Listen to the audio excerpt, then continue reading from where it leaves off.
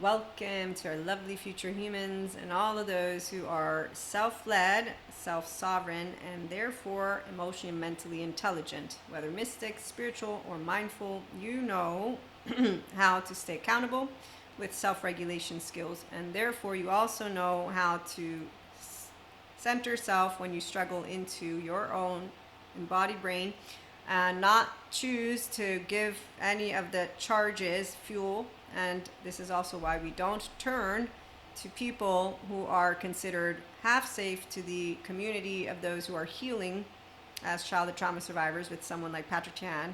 But for the emotionally and mentally intelligent self-sovereign person, we don't turn to them because they lack not only clarity of mind due to their being like ostriches with heads in the sand, they also lack emotional regulation skills, and they don't want to move into their prefrontal cortex. And that's because they choose to give their self-righteous energy and their trauma charges, their 0 to 8-year-old immaturity, the right to be around, which is fine and dandy, but that's why they create groups like the Flat Earthers and more. Okay, so stick around if you want to continue to hear about the difference between those who are emotionally, mentally intelligent and use a prefrontal cortex and those who are not, and why we don't turn to them. But we also don't cast a stone and call them demons, because if there were ever a demon, it would be smarter than that, which there's nope. God is the smartest. Akash, source, anima mundi. Or if you don't believe in spiritual mystic conversations, you can call me woo-woo pseudoscience. Here's dark matter, dark energy. And there's two schools of thought. There's more than two. So intellectually speaking, those who are open-minded, it's because we're intelligent. And we also know we have wholeness. So my personality patterns, my temperament, my mind, I'm a differentiated self. When you own the sense of self, that's when you are inner wellness, inner peace. And here's why: when we meet those who are not, they will consistently, immature, emotionally speaking people, they change their mind due to the lack of desire to notice their petty behaviors. And also they get this, like Patrick Chan points out, how self-righteous energy, it is often learned and the reserve of childhood pain, and it is aimed at others directly or privately. But during those moments, people feel in control, that they have the upper hand, and they're very satisfied with that because that's their sense of safety.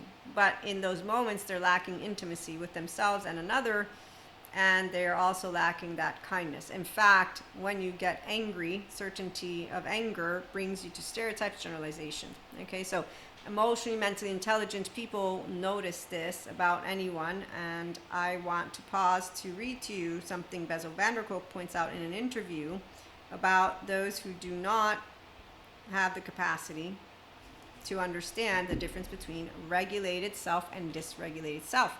He says because they are automatic behaviors, it's not chosen, and that those parts of the brain have a life of their own and you don't control them. So our subconscious, for the emotionally and mentally intelligent self-sovereign individual, will notice when we're getting a charge, which is why mindfulness mindset practices are something we enjoy, because we don't want to be petty, we don't want to be mediocre. And that's because you'll notice your 3-year-old coming up, and you'll notice how your brain, when you have interoception, is feeling fuzzy, and also your gut. So all your body begins to tense up when you are in your little 3-year-old butthole. But when you're self-led and you know how humanity has a bountiful of different experiences, you leave alone the Cuscos. Okay, so I'm going to use the Emperor's New Groove. Cuscos are all the emotionally immature adaptive child part people who are not going to get out of their, it doesn't matter, whatever their dogma is, whatever their biases is, they decide that they have a right to be angry and to be envious and spiteful, and so they support their mediocre patterns of behavior, which are also maladaptive. That's why when I got to college, I was confused because I had a bunch of people who were fucking and miserable. The drug part, I met lawyers who did cocaine, and I just, like, wow, holes in your head. So what I know today is that all the people who have bad habits, the bad ones of suppressing emotion and a bunch more, are the same people who need someone like Gabor Mate, so they can understand that it's not about why the addiction, it's why the pain. They can use someone like a beautiful lady who has a type of AA program, but it's for drugs specifically, and she integrates somatics and I think sensory motor, Ayurveda, and also the attachment trauma education and more. So yeah, I have not remember her name right now, but let me continue for a minute with Bezel. So as he's explaining, those parts of the brain have a life of their own. You don't control them. It is like if you have ever tried to talk a friend of yours out of marrying someone, that will be a disaster for them. They won't listen to you. So emotionally, mentally intelligent people, enlightened ones, mystic, spiritual, or mindful, will notice the emotionally immature person because they're inconsistent, they're moody. They also get satisfaction out of very petty behavior. They will justify in and out group talk. And therefore, if I'm struggling, they're not going to be clear and the best advisor at all because they have lack of self-awareness, accountability, regulation in their prefrontal. And they have lack of complete awareness of my biases and my opinions taint shit. And I'm not going to taint shit. I'm going to have it over here.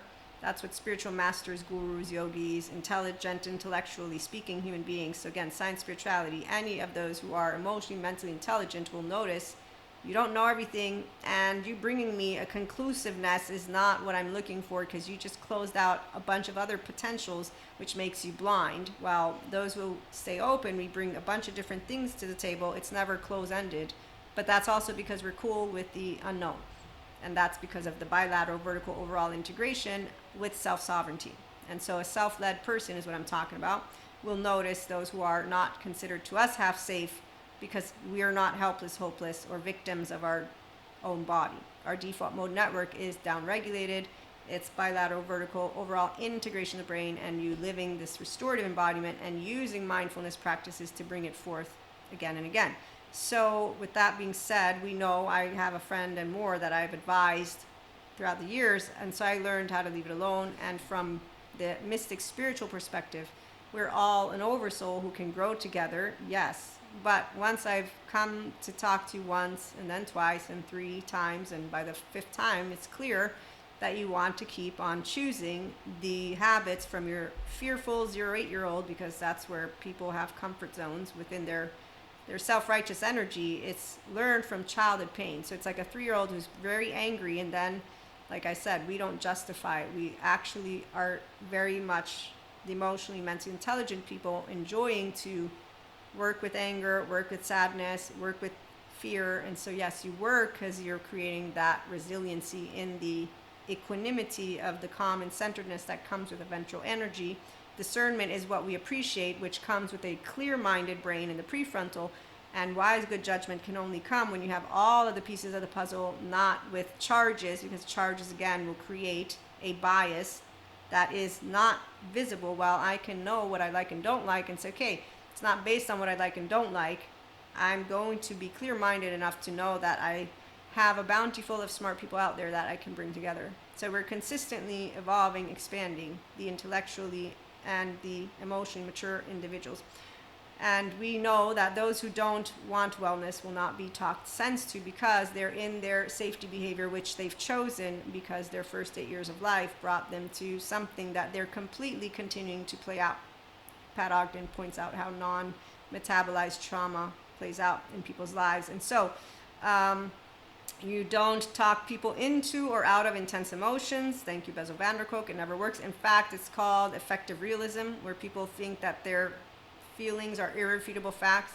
Yes, mine, I don't have that. The last time that ever happened, I was actually, the only time I remember explicit memory, I was 8.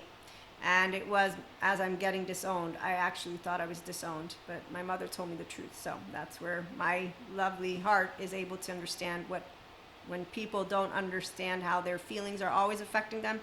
Effective realism, cognitive dissonance, structural dissociation. So it has everything to do with our nervous system. Thank you, Bessel van der Kolk. So you will only be owning yourself when you own the sense of self as whole.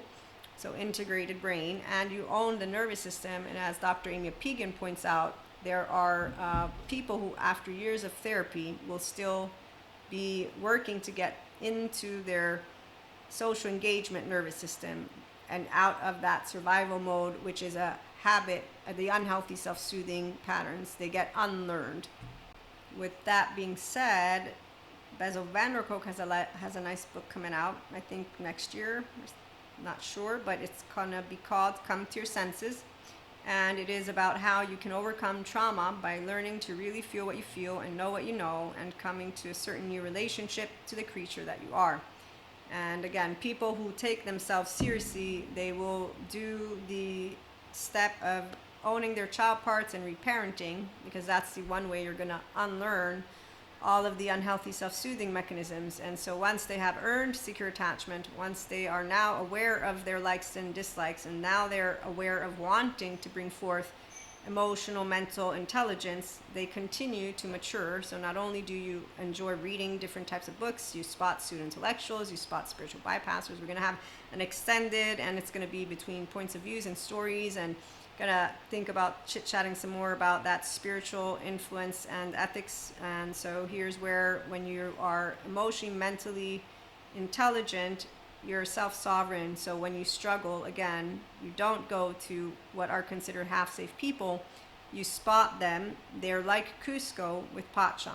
And at the end of that movie, like many other movies, you find that cowards continue to be bountiful, because the minute that you don't become Pacha, which means that you are able to, with your own humility, know that you don't know everything, and nor do any other people, but this knowingness comes with this feeling of safety, which is that which we are working on right now, our 9th chakra with our 8th chakra. For those of you who are regulars, we are still expanding that at this point. I'm still working to get you the Patreon piece of content. It's going to be a daily practice and exercise, but there's some channeled guidance, food for thought. I've shared some of it. In fact, it's all about how self-care comes when you are navigating it in your ventral energy, and you easily do this. You own the sense of self. You are non-traumatized, because when trauma charges, any emotional stuff comes up, you're happy to take a moment to get into the equanimous stance, be clear-minded. You process the thoughts, you process the feelings, and really the feelings we know are first. You notice how to healthily self-soothe, so you don't do drinking, drugging, fucking, or negative talk, or you do not, I did 5 things that those who are emotionally mature and enlightened ones do. So we avoid not having accountability. So we're always accountable in a healthy way. It's not being rigid. It's, I have a nervous system. Okay, let me breathe. I bring myself to my ventral energy. And so I emotionally regulate right now, and I don't bring in the forefront my little 8-year-old. I don't get into any of that, which would be low self-esteem or spitingness. No, I don't have to. I have an inner dialogue in the moment, and I can recognize all those child parts because I'm a whole sense of self. Okay, so there's no energy, vampire, dark aura in my sphere, because I'm a person who's grounded in aliveness, thanks to self-aware, accountable of emotions and thoughts, regulating. So we always take accountability and regulation in equanimity seriously. The emotionally immature, unreliable people don't. They in fact give themselves pats on the back, like Cusco does, which reminds me, because I was going to read you something else before I forget, and that way you can understand. People who are motivated by wanting to belong are the ones who have their habitual brain, that default mode network, still in helpless, hopeless, and emotionally vulnerable, insecure, and immature mode. So they follow the dogma people who give them the 5 rules and that's it, and they say this is how it works, and they have an in-group, their charges, whatever, it doesn't matter. Just imagine an ostrich with the head in the sand, and in fact they're closed-minded, and they think that those of us who are open-minded are stupid. I think, as Albert Einstein points out, anyone who's negative is going to bring me a problem, and we like to be around those who find consistent modalities to look at all things from different corners. The ones who are looking at negativity alone, they are completely using that which is their own life. That's why you're going to notice they have limited availability to everything. So it's okay, because that's their journey, not ours.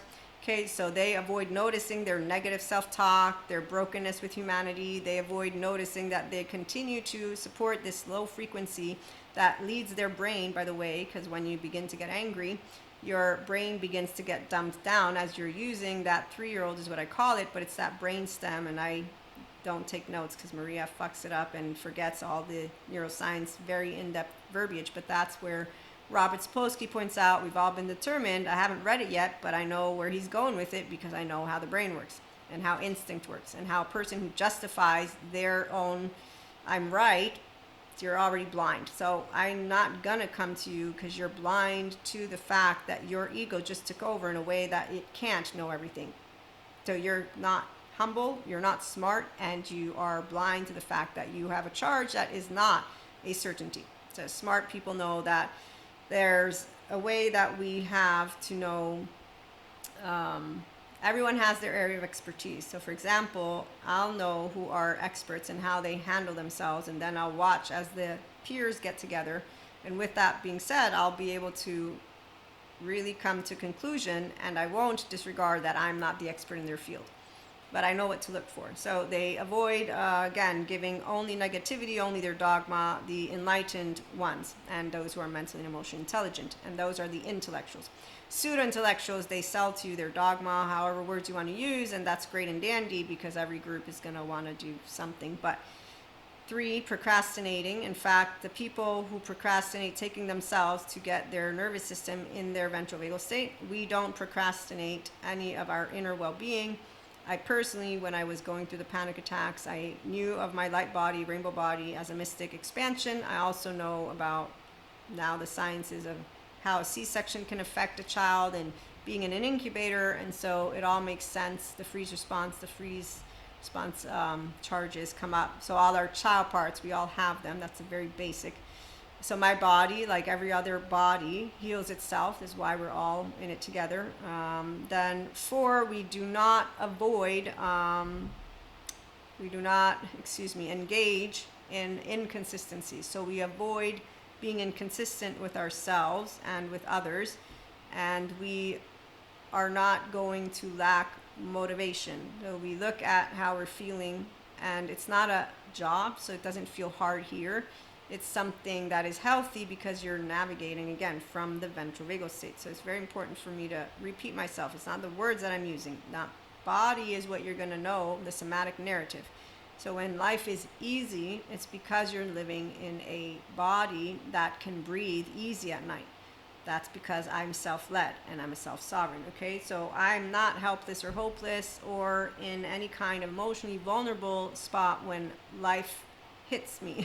Life don't hit us. That's the whole point of why enlightened ones are like, God didn't punish me. I haven't gotten to anything yet that is insurmountable feeling-wise.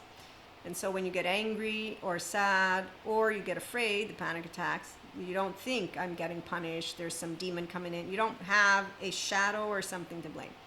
Those who are of our 5D collective. So, and that's where it's a collective of Christ consciousness, oneness consciousness. You can call it integrated brain. It's people who are emotionally, mentally, and physically mature, intelligent, and want to be so. This is a choice. That is your own, not from the outside. And so those who have secure attachment and are non-traumatized are the ones who will have the opportunity to choose this. Those who are not going to take seriously their own inner well-being, they will continue to do what people have always done. Make sense to themselves and hang out with each other. We also don't have any unrealistic expectations. We're all flawed and imperfect. So again, enlightened ones know that. The ones who think instead they know everything, they actually, with their self-righteous little assholishness, continue to do what they do. Number 6, a bonus, we do not compare ourselves to anyone. And we are definitely not going to be perfect at all, but we will be our true selves with flaws, integrity. We choose love, and that's because we will always have fear. It protects us from physical, dangerous stuff. So our body is needed in its entirety and our embodied brain, but we are social beings and we don't have brokenness with humanity because again, none of us think of human beings as broken, but when they are broken, we know they're fixable because they can go heal themselves with good therapists and get love inside. And if they don't, it's not our choice. The immature person will follow those who give them utmost certainty. They don't want to do the work. They just want the pats on the back. So they're not looking to have results with well-being and wellness, which is why they will refute every little bit of attachment, trauma, education, information. As a mystic who does spiritual and personal growth, mindset stuff, anytime I have anyone who I know needs more than just me, and they have throughout the years of my ascension and throughout every single bit of educational material that I continue to build, They will refute it like the back of their hand, and they never look at themselves in the mirror. Like an ostrich with their head in the sand, and you don't talk sense to anyone, like Bessel van der Kolk points out. In fact, Stephen Porges confirms, and Jesus, blessed are those who believe without seeing. Forgive them, for they do not know. Turn the other cheek. So when you meet a teenager on a wheelhouse, it's called their fight response, and that's their self-righteous energy, and the only thing that kept them alive as child 0 to 8 in their household. But there's time, and now they can all learn how to not hurt each other.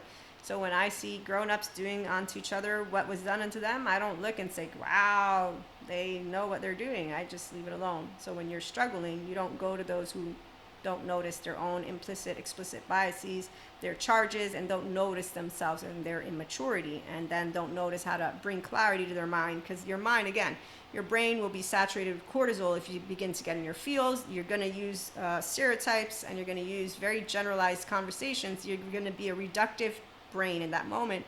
And an emotionally, mentally intelligent person is going to know that, which is why you'll know the difference between a pseudo-intellectual as you get familiar with their voices and who they are versus a true, very good intellectual. And if you have an entrepreneurial spirit, and that means you want to support also humanity, you're not going to continue to be with the buzzers. You're going to know what the buzzers bring. The buzzards bring a little bit of golden nuggets, and then you're going to hang out with the big ones who can put it all together, because we're not bothering with what is liked or not liked, meaning we're like, okay, let's put it in the pile.